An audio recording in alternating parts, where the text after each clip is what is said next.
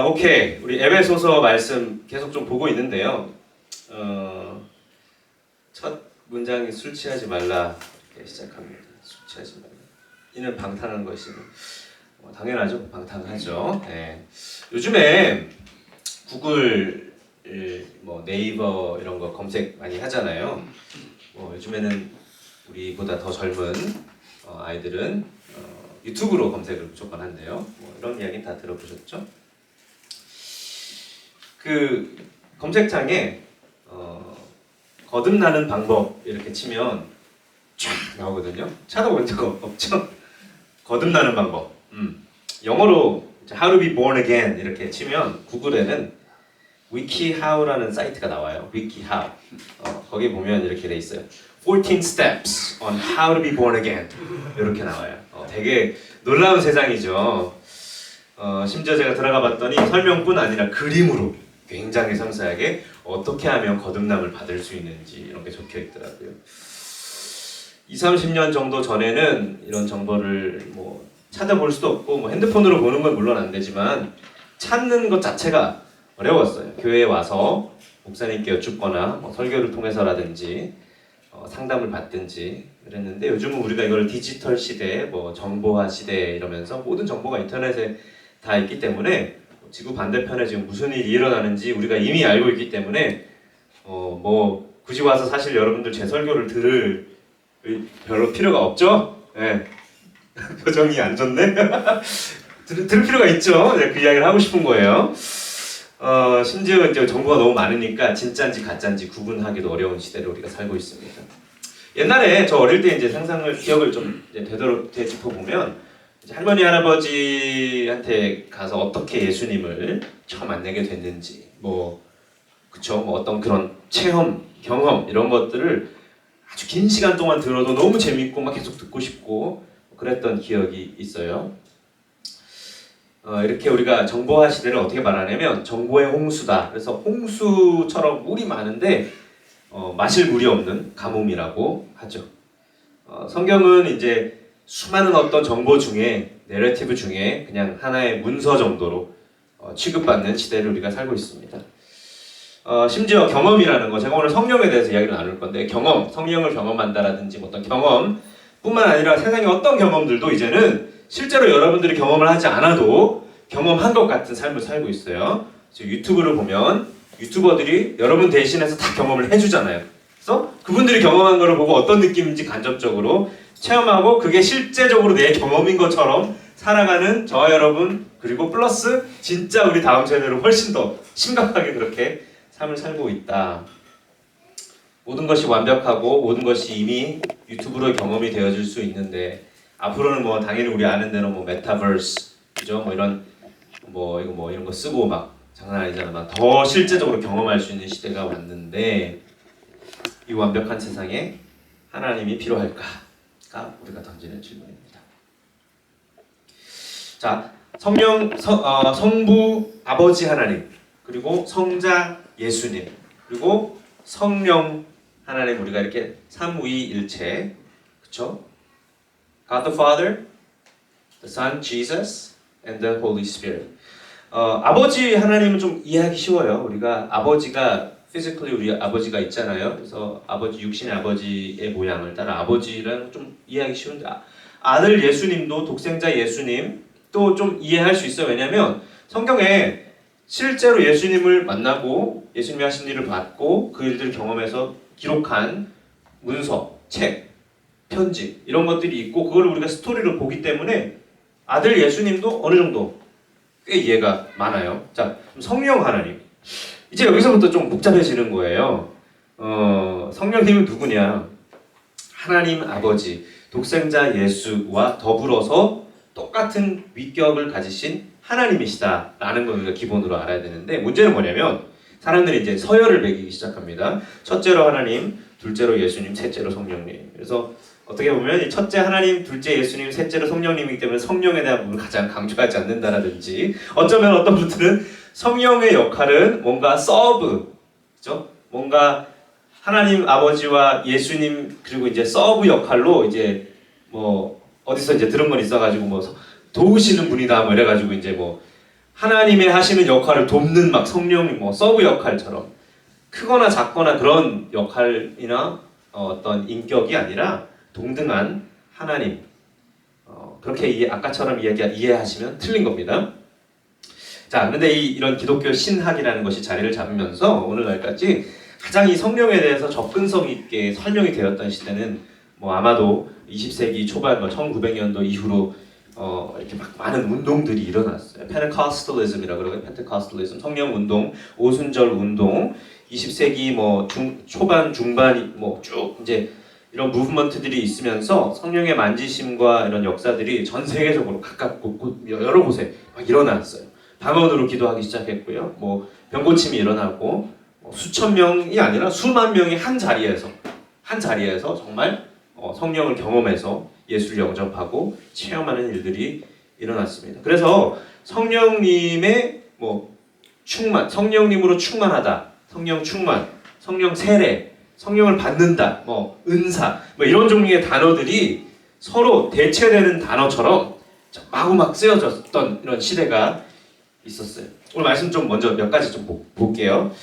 우리 가이드에 나오는데 사도행전 2장 38절 39절로 말씀 보면요. 이렇게 적혀 있습니다. 베드로가 이르되 너희가 회개하여 각각 예수 그리스도의 이름으로 세례를 받고 죄 사함을 받으라. 그리하면 성령의 선물을 받으리니 이 약속은 너희와 너희 자녀와 모든 먼 데 사람 곧 주 우리 하나님이 얼마든지 부르시는 자들에게 하신 것이라 하고 이렇게 되어 있거든요. 하나 더 볼게요. 이거는 바울이 이제 고린도 교회에게 쓴 편지에 있습니다. 고린도 전서 12장 13절 우리가 유대인이나 헬라인이나 종이나 자유인이나 다 한 성령으로 세례를 받아 한 몸이 되었고 또 다 한 성령을 마시게 하셨느니라 이렇게 되어 있거든요. 여기 세례라는 단어가 나와요. 뵙티조라는 단어인데 baptize, 뭐 baptism 이런 식으로 이제 번역이 돼요. 이 뜻은 물에 잠그다라는 뜻입니다. immerse, submerge. 근데 이게 벡토라는 단어의 헬라 단어의 파생어거든요. 근데 이게 어떤 의미냐면 어떤 성분이나 성질이 영구적으로 permanently 영구적으로 바뀌는 것을 의미하는 단어예요. 그래서 세례나 뭐 침례나 이런 걸 받을 때 예수님을 나의 구주로 우리가 받아들이고 침례 받잖아요.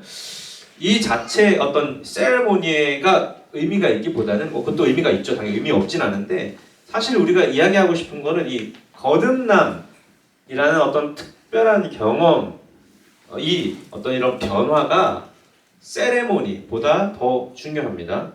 오늘 사도행전에 베드로가 기록하기를 회개하여 각각 예수 그리스도의 이름으로 세례를 받고 죄 사함을 얻으라. 예수 그리스도의 이름으로 이 말은 예수 안에서 in Jesus Christ, in the name of Jesus. 우리 계속 좀 보던 이야기죠. 바울이 이야기하던 맥락 속에 in the Lord, 주 예수 안에서. 그러니까 in the name of Jesus는 예수님 그분 안에서 포함되고 합체되어지는 것을 의미합니다. 그래서 고린도전서에서도 마찬가지로 바울이 이야기를 한 성령으로 세례를 받아 한 몸이 되었고 라고 하는 거예요. 인격체이신 성령님, 성령 하나님 그분 안에 연합된 어떤 종속된다는 의미를 가지고 있죠. 그래서 누가 죄를 회개하고 예수를 믿게 되면 영적으로 우리는 그리스도와 한 몸, 일부, 연합 뭐 이런 거예요. 내 안에 사는 예수, 내가 그 안에, 이런 표현 들어봤어요. 내 안에 인치신다라는 표현 성경을 통해서 들어보신 적 있죠. 그때부터 비로소 관계, 동행이 시작됩니다.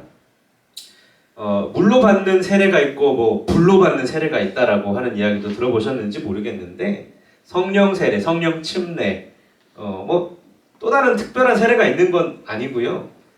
우리가 물을 통해서 물에 잠기는 베프티즘, 잠길 때에 또는 예수를 믿음으로 그걸 이렇게 고백하고 물에 잠기는 어떤 의식을 행하잖아요.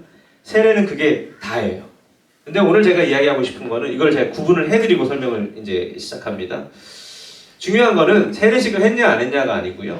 정말 예수님을 따르기로 결정했냐, 작정하고 나의 유일한 구주로 구원자로 믿느냐, 거듭남의 변화가 삶에 있느냐 이 말이죠. 그러니까 한 번 세례 받은 것은 세례이고요. 또 다른 특별한 어떤 성령 세례를 받아야 하는 것이 아니라 제가 오늘 설명드리고 싶은 것은 the empowerment of the Holy Spirit이라는 개념이에요. 성령께서 하시는 특별한 것이 있는데 그거를 세례, 침례와는 구분을 해서 이야기를 하고 싶습니다. 사람들이 이해를 하기 어려워서 제가 여러분들에게 설명을 먼저 드리는 거예요. 그리고 왜 바울은 성령 충만함이라고 했을까? 우리가 empowerment는 영어거든요. 한국말은 가장 근접하게 번역해서는 성령 충만이라고 밖에 표현을 할 수가 없어요. empower, 뭔지 알죠? empower. 제가 동호 형제를 empower 한다는 게 어떤 의미입니까?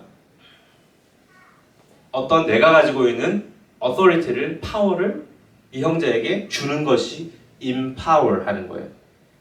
성령 충만하다는 그 어떤 이미지는 우리가 자꾸 뭔가를 채워 넣는. 혹시 몇 주 전에 에베소서 설교할 때 기억나세요?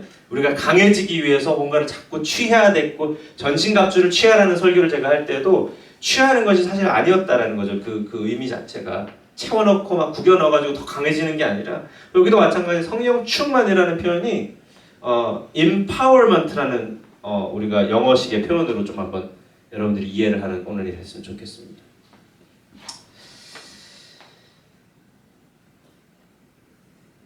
오늘 에베소 교회에 편지하기를 술 취하지 말라 이렇게 시작하죠. 그리고 성령 충만함을 받으라. Be filled. 명령어예요. 명령어. 받으라. 근데 이 be filled라는 이 verb에 이건 현재 진행형이거든요. 그러니까 continually happening. It's something that is present, but it's happening continually. 우리가 I come to church on Sundays 이렇게 그 come이라는 단어가 매주 온다는 뜻이잖아요. 오늘 이번 주 한 주만 오고 마는 게 아니라 I come to church on Sundays처럼 여기가 be filled with the Holy Spirit이라는 표현이 늘 계속해서 continually be filled with the Holy Spirit을 이야기하는 거예요. 단회적인 경험, 어떤 짜릿한 어떤 기억 이 이상의 것을 이야기합니다.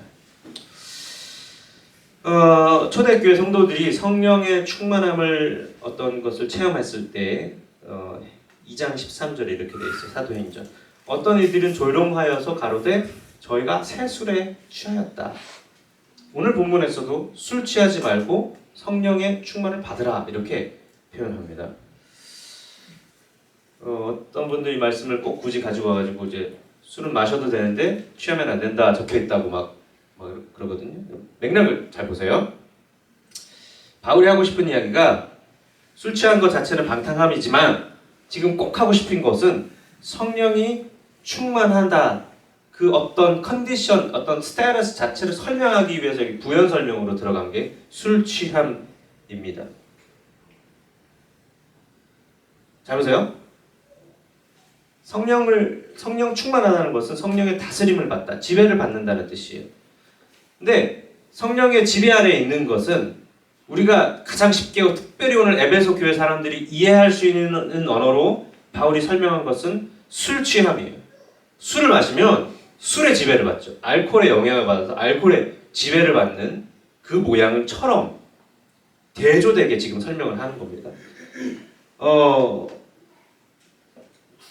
성령의 지배를 받는 것은 마치 술의 지배를 받는 것과 흡사한데 에베소 이 교인들이 사도행전 19장쯤에 보면 에베소 교회에 일어난 사건들을 가지고 이제 바울이 시간을 보내 19장 그 이후로 이제 다시 예루살렘으로 돌아오는 장면이 19장 27절 이렇게 나와요. 큰 여신 아데미의 전각도 경홀히 여김이 되고 온 아시아와 천하가 위하는 그의 위엄도 떨어질까 하노라 하더니 저희가 이 말을 듣고 분이 가득하여 외쳐가로되 크다 에베소 사람의 아데미여 하니 온 성이 요란하여 바알과 같이 다니는 기타 등등. 내용은 좀 어려우니까 중요한 그 아데미라는 단어가 아데미가 뭘까요? 아데미. 에베소에 큰 우상이 있는데 이 우상의 이름이 아데미 여신이에요. 아데미 여신. 그러니까 어떤 뭐라 그러죠? 이렇게 형상이 있는 거죠. 우상의 형상이. 풍요를 상징하는 우상이에요. 사람들이 역사 기록책에 보면 신전에 올라가서 제사를 그 신에게 드릴 때에 술에 쩔어 있는 상태. 술을 많이 마셔서 그죠? 그 신에게 제사를 드리러 갈 때에 음란한 행위를 하고 어떤 술의 지배를 받듯 이렇게 좀 횡설수설하고 기억도 못하고 하는 그런 상태, 만취된 상태에 들어가야 신과 접촉을 했다, 접신했다 라는 식의 술의 지배를 받아야 하는 그런 어떤 종교가 아니 뭐라 그러지, 뭐 이런 아무튼 신을 우상 숭배하던 방식이라고 되어 있어요. 그러니까 그런 맥락에서 술이 아니라 성령의 충만함을 받으라, 성령의 지배를 받으라. 이 충만하다라는 의미는 아까 제가 채워진다는 사실은 맞아요. 꽉 찬 충만, 꽉 찬 빈틈이 없는, 꽉 차게 채워지는 이런 의미입니다. 제가 사진 하나 가져왔어요. 여기 보시면 이런 수박 본 적 있으세요? 네모 수박 본 적 있어요? 한국에 있지 않나요? 한국에서 가장 최근에 오신 분? 없어요? 중국의 유행이래요. 네모 모양으로 수박을 만들었어요. 이거 보시면 틀이 있거든요. 이렇게 네모 수박, 하트 모양으로 틀도 있고요. 그래서 수박을 거기 안에다 심으면 수박이 자라면 꽉 차니까 어떻게 될까요? 동그랗지 않고 지 맘대로 안 자라고 모양대로 자라는 거죠. 그런 느낌처럼 성령 충만이라는 이 충만의 표현은 사실 그런 거예요. 빈틈없이 쫙 팽창해지는 어떤 그런 겁니다. 자, 이 시대에 모든 정보가 넘쳐나는 이 디지털 시대에 내 생각과 내 주관과 나의 방식과 내 욕심과 내 계획이 모든 것이 다 짜여져 있는, 짜여지지 않으면 뭔가 이상한 삶을 사는 사람 같은 저와 여러분들 이 시대에 어떻게 성령으로 충만해질 수 있을까요? 성령이 들어오셔서 충만하고 팽창해져야 되는데 우리 안에 지금 디지털 시대로 인하여 정보화 시대로 인해서 계속해서 정보를 컨수하는 이 시대에 어떻게 빈틈이 생길 수 있을까 이야기해요. 이 시대에게 성령 충만이란 과연 어떤 의미일까? 한 시대에 예언적 메시지처럼 성령 충만하려면 철야하고 금식 기도하고 밤낮으로 기도하고 부르짖고 성령을 받는다 표현해요. 받아야 할 때가 있었어요. 틀리지 않았고요. 굉장히 맞아요. 구해야 되고요. 받아야 하는 것이에요. 주시옵소서라고 우리가 기도하고 간절히 원해야 되고 그리고 특별히 그래야 했던 때가 있지 않았을까? 필요했어요. 왜냐하면요. 서바이벌 이슈였거든요. 우리 한국의 뭐 60년대 이후로 이 부흥의 시대가 왔을 때에 주시옵소서, 축복을 주시옵소서 필요했어요. 돈이 필요했고요. 생활이 힘들었고요. 예수님 아니면 붙들 것이 없었기 때문에 그렇게 밤낮으로 기도하고 철야했어요. 여러분 금식이 하고 싶어서 한 게 아니라 저희 부모님 세대는 금식할 수밖에 없었던 경우가 되게 많았어요. 먹을 게 없어서. 기도원에 가면 밥 주니까. 기도원에 가서 기도하면 힘이 생기니까 기도함으로 인해서 성령으로 채워지는 역사의 시대가 있었다 이 말이에요. 제 말은. 우리나라뿐 아니라 전 세계적으로 그런 때가 있었다. 60년도에 대한민국 국민의 연간 평균 소득이 미달러로 82달러. $82. 지금은 24,000불인가? 뭐 그렇대요.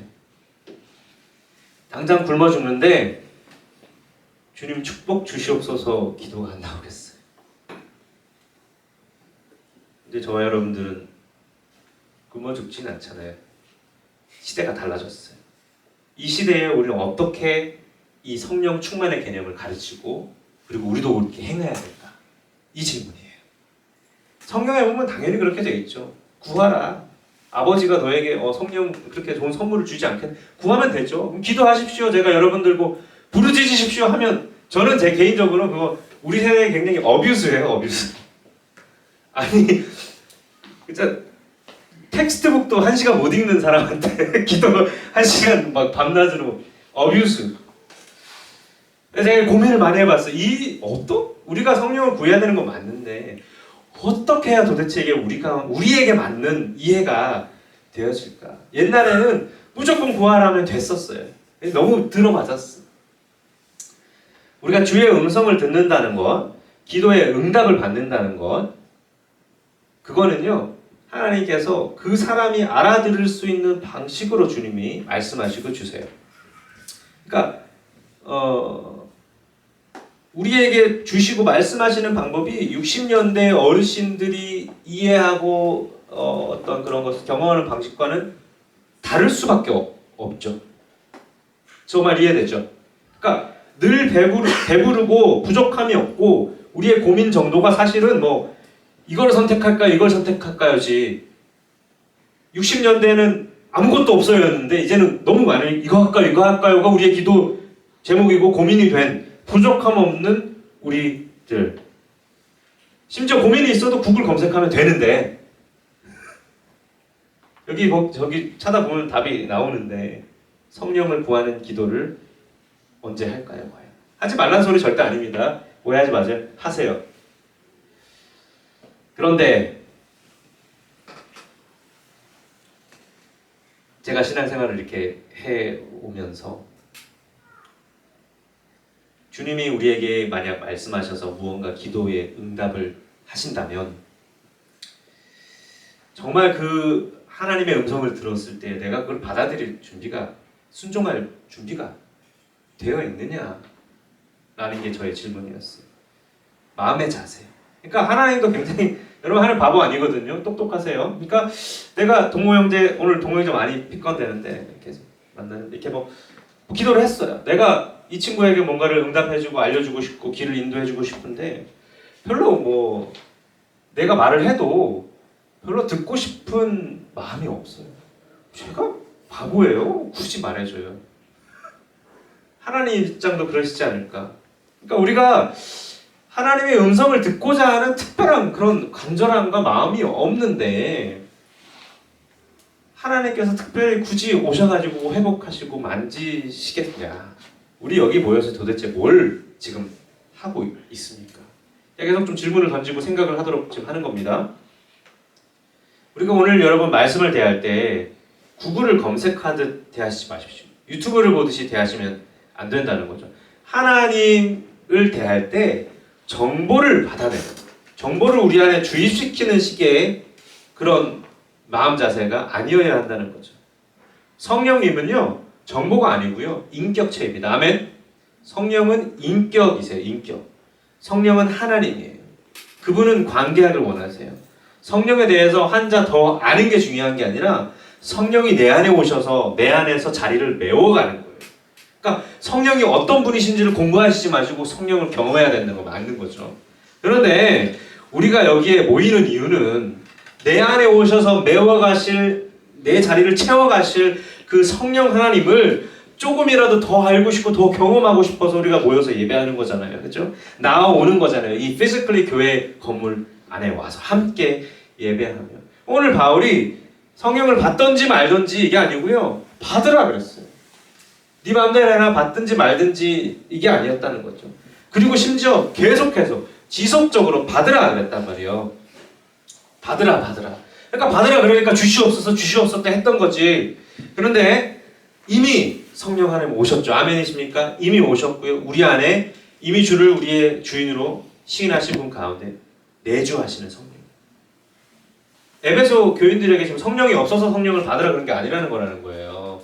너네 성령이 네 안에 없으니까 성령을 받으라 하지 않았다고요. 바울이. 이미 있는데 지속적으로 충만한 이게 지금 도대체 무슨 말이냐.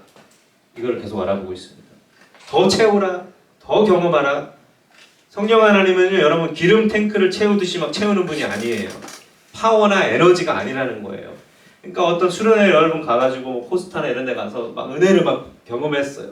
너무 좋았어요. 그래서 이 성령 탱크가 예를 들어 제로에 있다가 코스타를 갔다 왔더니 막 80%가 막 채워진 거죠. 그러니까 한 2주 정도 됐더니 80%였더니 한 20%로 내려간 거야. 그래서 다시 어디를 좀 가야 될 것 같고 지금 성령 체험이라는 거, 성령 충만이라는 건 그런 물탱크 채워지듯 그런 개념이 아닙니다. 인격체. 오늘 포인트는 딱 하나밖에 없어요, 사실. 성령은 인격이시고 사람 안에 머무시고 뿌리를 내리시고 충만하게 꽉꽉 자리를 채워가는 속성이 있는 관계의 하나님이시다. 아멘이십니까? 관계의 하나님이시다. 그러니 성령 충만한 사람은 슈퍼맨이 되는 게 아니에요.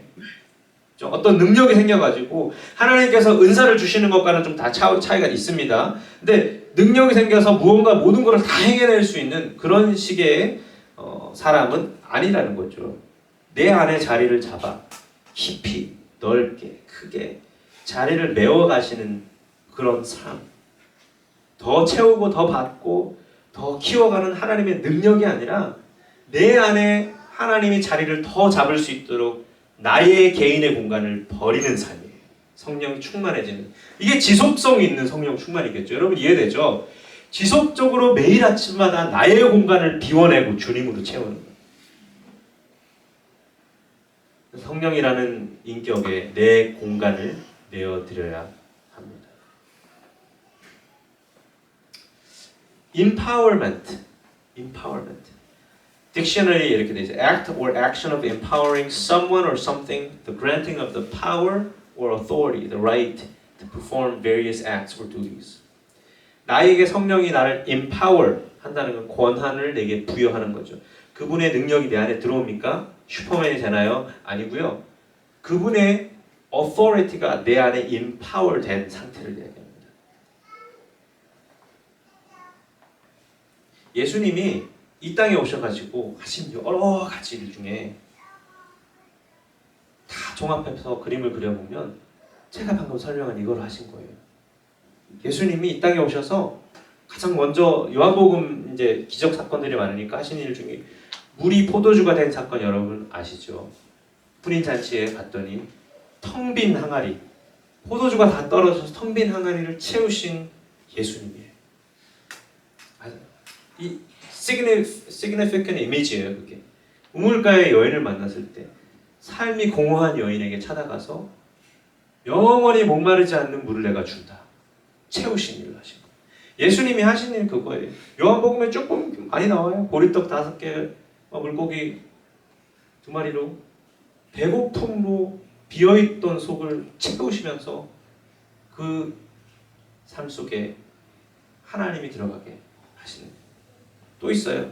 딸의 죽음으로 인해서 야이로라는 사람이 있는데 딸이 죽었는데 딸을 살리셔서 그 기쁨이 없어진, 기쁨이 사라진 그 가정에 기쁨을 채워 넣으신 예수님. 그러니까 다 그 일을 하신 거예요, 사실은. 근데 안타깝게도 몇몇 사건 중에 한 부자가 왔는데, 부자 청년이 왔죠. 다 아시는 이야기일 거예요. 예수님께 물어봐, 하나님 나라를 받으려면 어떻게 해야 되냐. 그러니까 네 가진 모든 재산을 다 팔아서 이웃들에게 주라 그랬더니 고민하면서 떠나갔죠. 그의 삶은 돈으로 가득 차 있던 삶. 예수님이 비집고 들어갈 수 없었던 삶. 모든 것이 채워져 있었던 삶이에요. 공간이 없는 거죠. 바리새인들, 율법학자들, 종교 지도자들 바로 그런 사람들이었습니다. 율법과 의식과 어떤 성경에 대한 지식들로 가득 차 있어서 예수님이 들어갈 공간이 없었어요. 텅 빈 삶을 지배하는 그 권한을 성령 하나님께 내어주는 것. 내어주십시오, 여러분. 성령의 권한을 부여받는다는 것, empower 된다는 건요. 그 권한이 성령 하나님께만 있다고 내어드릴 때 시작되는 거예요. 제가 다시 한번 설명드릴게요. 성령의 권한을 empower 된다는 것, 성령의 authority가 내게 empower 된다는 것은 그 authority가 성령 하나님에게만 있다는 것을 인정할 때 가능하다는 얘기예요. 아멘이십니까? 굉장히 아이러니합니다. 권한을 부여받는데 유일한 방법이 그 권한이 그분께만 있다고 고백하고 내어드릴 때, 공간을 다 내어드릴 때, 내 삶의 모든 키를 그분께 드릴 때, 즉 내 삶에 아무 권한이 없다는 걸 인정할 때, 내 삶의 권한이 아무것도 없다는 걸 인정할 때에만 충만함이 일어난다는 거죠. 성경에 많은 이야기들이 나오는데 제가 이 말씀 준비하면서 여러 군데를 훑어보면서 하나님 주신 좀 인사이트가 있어서 나누고 싶습니다. 성령님이 하나님 성자 예수님 성부 하늘 다 동일한 하나님이잖아요.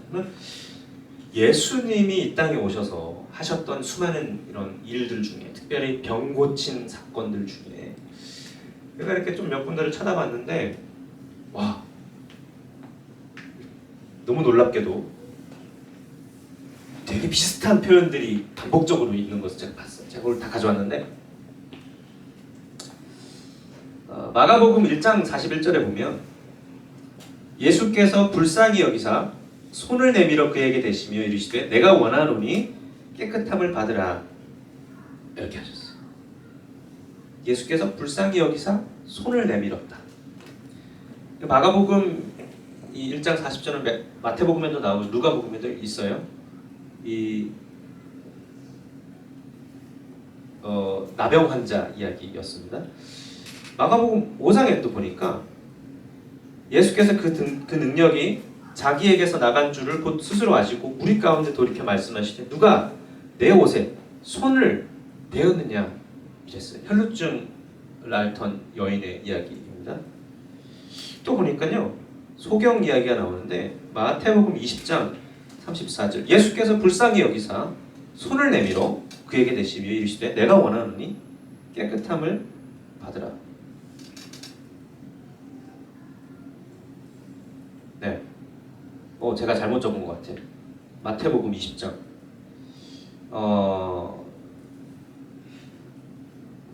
한번 나중에 시간 되시면 찾아보세요. 제가 여기 잘못 카피를 해왔는데 같은 말씀이에요. 어쨌든 여기 소경의 이야기도 보시면 예수님이 두 눈에 손을 댔더니 눈이 띄었더라 라는 내용입니다. 마가복음 30장 10절에는 이는 많은 사람을 고치셨으므로 예수님을 설명합니다. 병으로 고생하는 자들이 예수를 만지고자 하여 몰려왔습니다라. 이 터치, 만진다 라는 이미지를 제가 계속 묵상하게 됐어요. 공통적으로 계속 나오더라고요.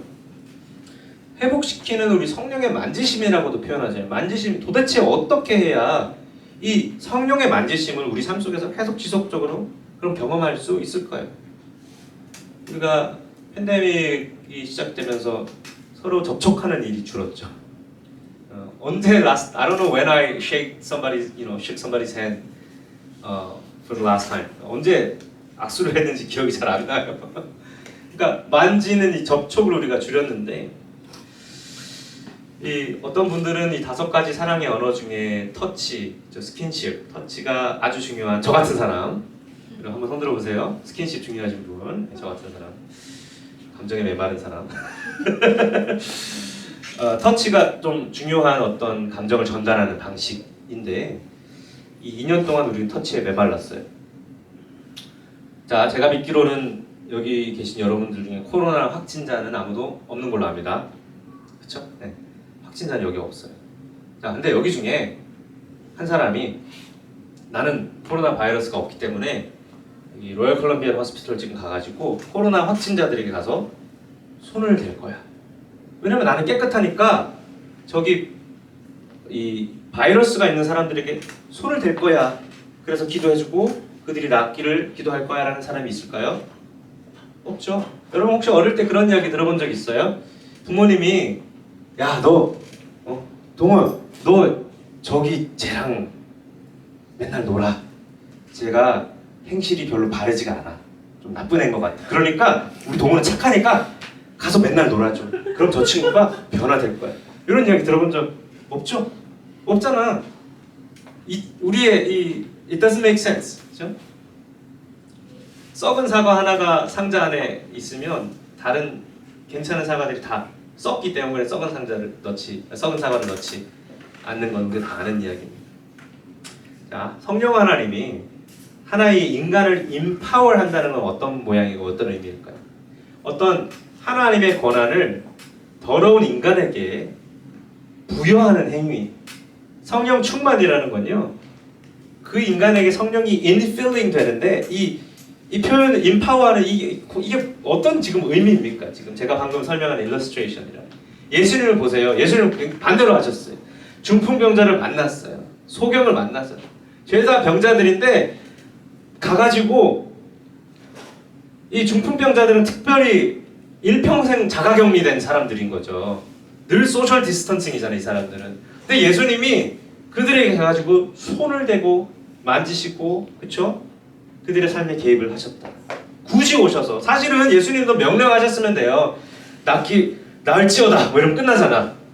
말 안 해도 사실 끝날 수도 있잖아.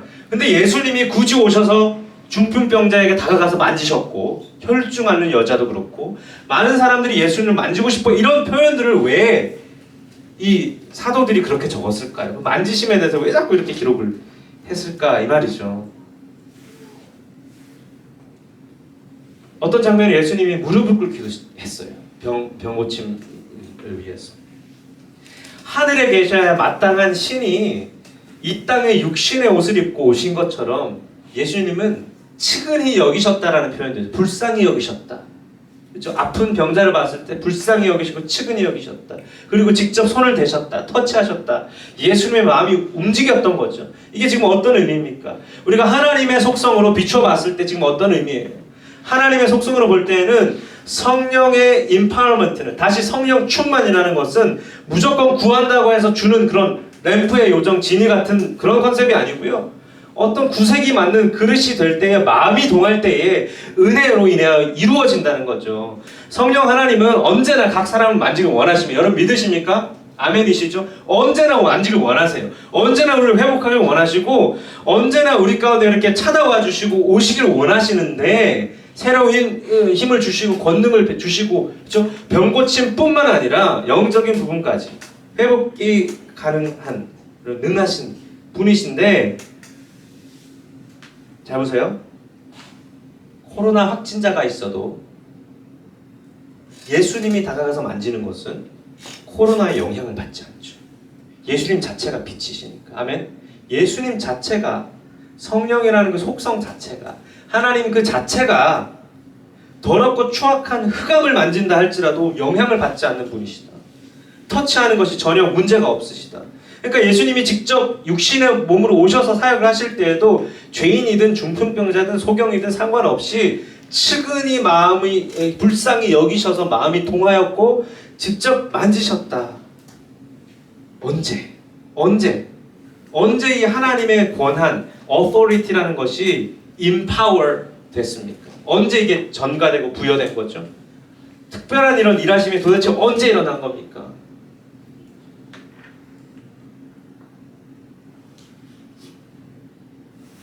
이 병자들은 스스로 자신의 문제를 해결할 수 없는 상태에 있는 자들이었어요.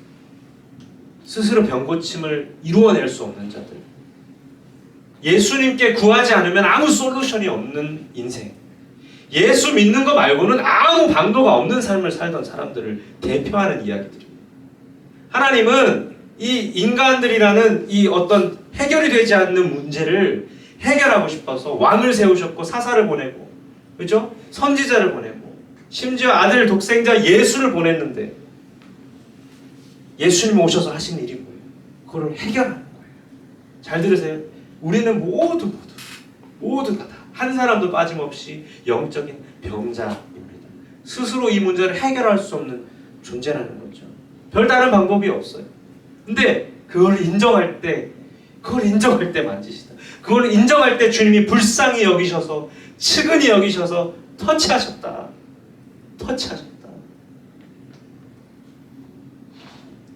완전히 주께 복종할 수밖에 없는 상태, 항복한 상태, 주님의 능하심 앞에 엎드려진 그 상태. 이 시대는 예수가 필요 없는 시대라 그러잖아요. 다 가지고 있는데, 모든 정보가 있고요. 다 알아요. 어떻게 구원받는지도 위키피디아에도 14가지 방법으로 다 나오는 이 시대에 채워넣기 바쁜 시대. 워크-라이프 밸런스라 그러잖아요. 사실 워크-라이프 밸런스 그러면서 사실 하고 싶은 건 채워넣는 거예요. 채워넣는 거. 우리로 인해서 너무 꽉 차 있는 이 시대에 우리에게 내가 최고고 내가 전부고 내가 가지고 있는 게 제일 똑똑한 건데, 회개하는 건 그걸 비워내는 거예요. 제가 몇 번씩 이야기하잖아요. 뭘 잘못해서 회개하는 게 아니라 내 자체가 죄 쓰레기 덩어리인데 이걸 비워내는 게 회개더라. 주님이 내 안에 그래야 측은히 여기시고 불쌍히 여기셔서 오늘도 내가 주님이 필요합니다. 주님, 내가 당신이 필요합니다 라고 고백하는 자들에게 아까 그 수박, 네모 수박처럼 자리를 잡아 팽창하게 내 안에서 커지는 성령의 충만이라는 겁니다. 그게 아멘입니까? 내가 주 안에, 주가 내 안에, 주 안에서 우리가 기뻐하고 주 안에서 감사하는 저와 여러분들 되시길 바랍니다.